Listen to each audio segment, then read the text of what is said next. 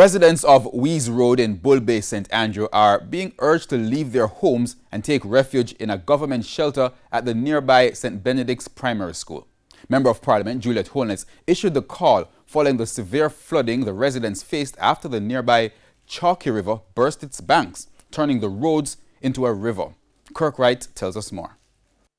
It was pandemonium yesterday when the Chalky River burst its banks and unleashed mud and stones onto the roadway and into several homes on Weise Road, Bull Bay, St. Andrew.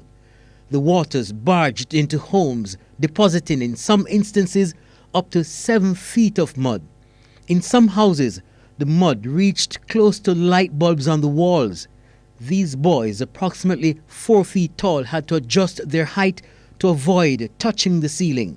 The waters buried several cars, trapped others in their homes, and in at least one case, flipped a Nissan motor car onto its side.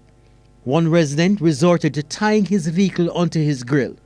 Here, in this case, clearly an exercise in futility. Keith Henry was standing at his grill when he saw a little girl being swept away and acted.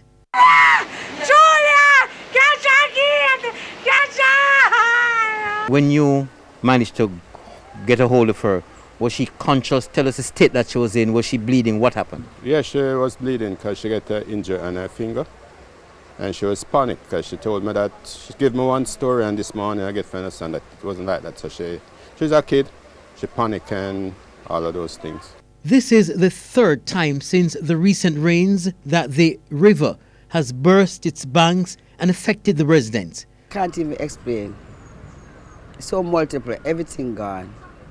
Residents say this time around, the section of river that gave way was the area the National Works Agency had opened up to take in their heavy-duty equipment. Incompetent workmen. They were incompetent. They break the bank of the river. The NAA come and allow the men them to break the bank. There must be an entrance for the river. You cannot come and break the embankment of a river. Okay, sir? So they are incompetent because there was an entrance. I hear that the excavator that they wanted to take into the area, the entrance wasn't big enough, so they had to break the bank of the river. No, it could pass there. It's just negligence and some, I can't find a word to suit it right now. In spite of that, the Member of Parliament Juliet Holness says it was only a matter of time before the river bursts its banks again based on the volume of silt and water. It was easy for anyone to walk Weise Road and realize that Weise Road was probably 5 or 6 feet below the level of the riverbed.